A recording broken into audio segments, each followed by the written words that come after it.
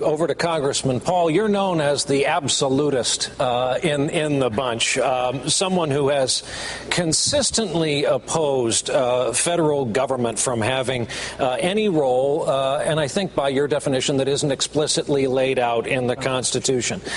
So this makes people curious. Is there a line with you? Where do you draw it? Does this include things like making cars safe, making medicine safe, air traffic controlling the jets above our heads?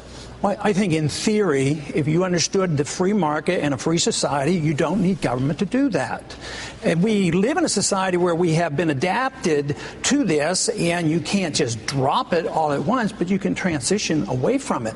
On regulations, no, I don't believe in any of these federal regulations, but that doesn't mean I don't believe in regulations. The regulation of the marketplace takes care of it. Just think if we had the regulations on the market that dealt with the bankruptcies, that had to go bankrupt. We wouldn't have been able to bail out the big banks and the big corporations and dump on the poor people. Well, so the market would dictate it, and you can't commit fraud. If you need detailed regulations, you can do it at the state level, but the federal government is not authorized to nitpick every little transaction. The way they use the interstate commerce clause is outrageous as far as I'm concerned. Well, 30 seconds more for devil's advocate here, because would you then put it on the drug companies to say, no, we're bringing this to market, trust us, it's a fantastic drug. All the pilots in the sky to add to their responsibilities, their own air traffic control in an organic way. What I said is theoretically it could be privatized, but who ends up doing the regulations on the drugs? They do as much harm as good. They don't take good care of us. Who gets to write the regulations? The bureaucrats write the regulations, but who writes the laws? The lobbyists have control. So the lobbyist from the drug industry has control of writing the regulations, so you turn it over to the bureaucracy, but you would have private institutions that could become credible. And I mean, do we need the federal government to tell us whether we buy a safe car? I say the consumers of America are smart enough to decide what kind of car they can buy and whether it's safe or not, and they don't need federal government hounding them and putting so much regulations on that our car industry has gone overseas. Congressman, thank you. Do you advocate getting rid of the minimum wage? Would that create more jobs? Absolutely, and it would help the poor, the people who need a job. The minimum wage is a mandate. We're against mandates, so why should we have it? No, it would be very beneficial. But I was trying to get your attention a little while ago. There's 8 of us up here. I'm a physician, but you sure weren't going to ask me any medical questions. But I would like to address that just a little bit. First off, you know, the governor of Texas criticized the governor of Massachusetts for Romney Care, but he wrote a really fancy letter supporting Hillary Care, so we probably ought to ask him about that. But mandates, that's what the whole society is about. That's what we do all the time. That's what government does. Mandate, mandate, mandate. And what we talk so much about the Obama mandate, which is very important. But what about Medicare? Isn't that a mandate? Everything we do is a mandate. So this is why you have to look at this at the cause of liberty. We don't need the government running our lives. And I do want to address the subject of $2 oil or gasoline, because I can do much better than that. I can get you a gallon of gasoline for a dime. Thank you, Congressman. Well, now I got to finish the sentence. You didn't give me time before. I can These get are you rules that all of you agreed to that Brian and I will try to Let's hear that, yeah. Finish the sentence or you're all done. Okay, I'm going to finish the sentence then. Please. Okay, you can buy a gallon of gasoline today for a silver dime. A silver dime is worth $3.50. It's all about inflation and too many regulations. Now, Governor Perry, I saw you nod your head. Done. I saw you nod your head, Governor Perry, at the answer on the minimum wage that would create jobs. Do you agree with that? I actually was nodding my head when he said that I wrote a letter to Hillary, and we were hoping that she would be able to come up with something that would not leave the agricultural men and women, because I was the agriculture commissioner at that particular point in time. We had no idea it was going to be the monstrosity that's known as Hillary Care. Speaking of letters, I was more interested in the one that you wrote to Ronald Reagan back and said, I'm going to quit the party because of the things you believe in. Oh, I need an answer on that. It had... You've got a 30-second rebuttal time. I strongly supported Ronald Reagan. I was one of 4 in Texas, one of 4 members of Congress that supported Reagan in '76. And I supported him all along. And I supported all his issues and all his programs. But in the 1980s, we spent too much, we taxed too much, we built up our deficits, and it was a bad scene. Therefore, I support the message of Ronald Reagan. The message was great, but the consequence, we have to be honest with ourselves. It was not all that great. Huge deficits during the 1980s, and that is what my criticism was for. Not for Ronald Reagan's message. His message is a great message. Congressman Paul, we've been talking just now about Governor Perry's rhetoric, but let's talk about his record. Just this morning, your campaign put out a statement accusing him of pushing for bailout money, supporting welfare for illegal immigrants, and trying to forcibly vaccinate 12-year-old girls against sexually transmitted disease. He's your home state governor. Is he less conservative than meets the eye? Much more so, yes. Just take the HPV. Forcing 12-year-old girls to take an inoculation to prevent this sexually transmitted disease. This is not good medicine, I do not believe. I think it's social misfit. It's not good social policy, and therefore I think this is very bad to do this. But one of the worst parts about that was the way it was done. You know, the governorship in Texas traditionally is supposed to be a weak governorship. I didn't even know they could pass laws by writing an executive order. He did it with an executive order, passed it. The state was furious, and the legislature overwhelmingly, probably 90%, I don't know exactly, overwhelmingly repealed this. But I think it's the way it was passed, which was so bad. I think it's a bad piece of legislation, but I don't like the idea of executive orders. I, as president, will not use the executive order to write laws. Thank you, Congressman. Governor Perry. Congressman Paul, this same line, you want to abolish the TSA. What would exist in its place?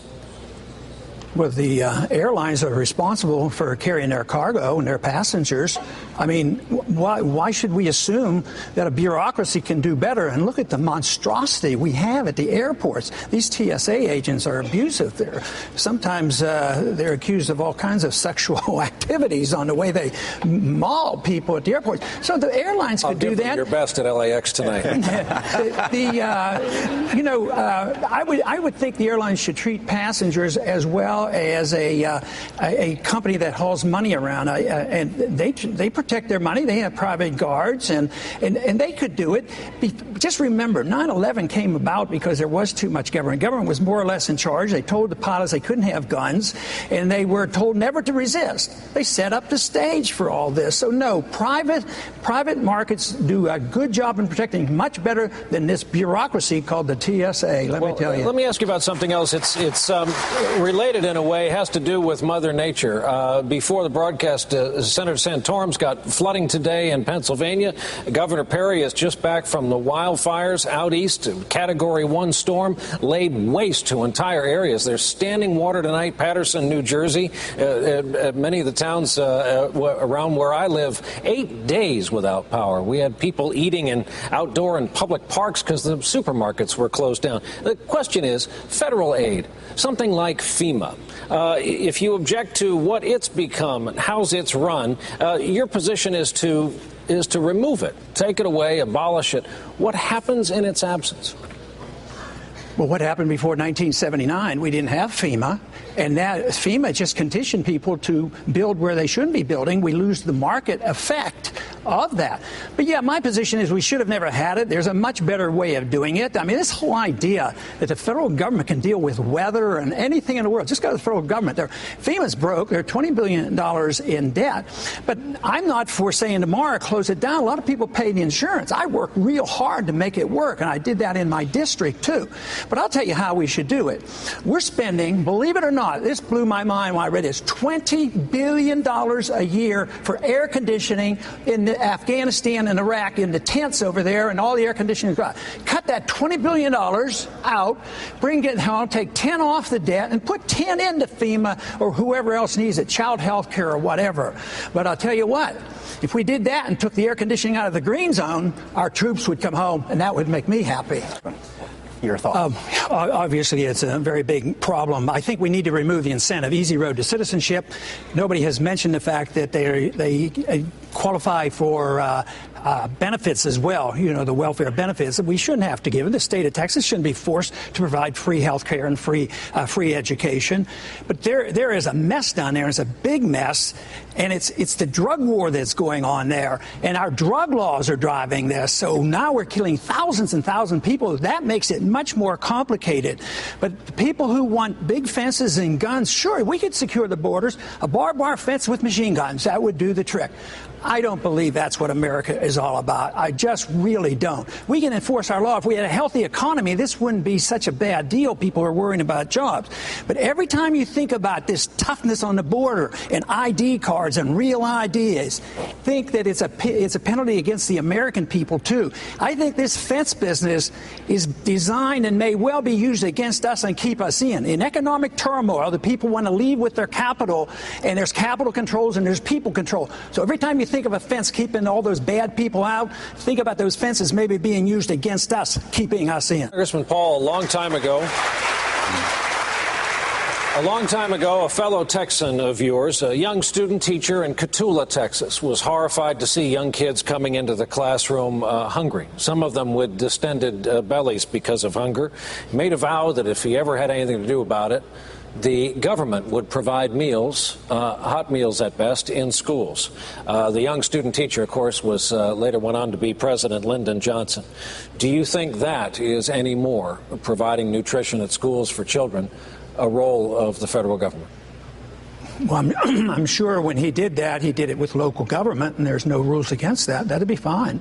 So that doesn't imply that you want to endorse the entire welfare state. You endorse all welfare. Anytime I challenge it, you're going to challenge the whole welfare system. No, it isn't authorized in the Constitution for us to run a welfare state, and it doesn't work. All it's filled up with mandates, and the mandates are what we're objecting to. I want to repeal all the mandates, but yes, if there are poor people in Texas, we have a responsibility. I'd like to see it voluntary as possible, but under our Constitution, our states have that right. If they feel the obligation, they have a perfect right to. So don't always try to turn around and say that we who believe in liberty, we lack compassion. Because we who believe in liberty and understand the market, we're the only ones that really understand how people are taken care of, how they are fed, and how people have jobs. It's the market. It's never the government that does it. So this whole idea that there's something wrong with people who don't lavish out free stuff from the federal government somehow aren't compassionate enough. I resist those accusations.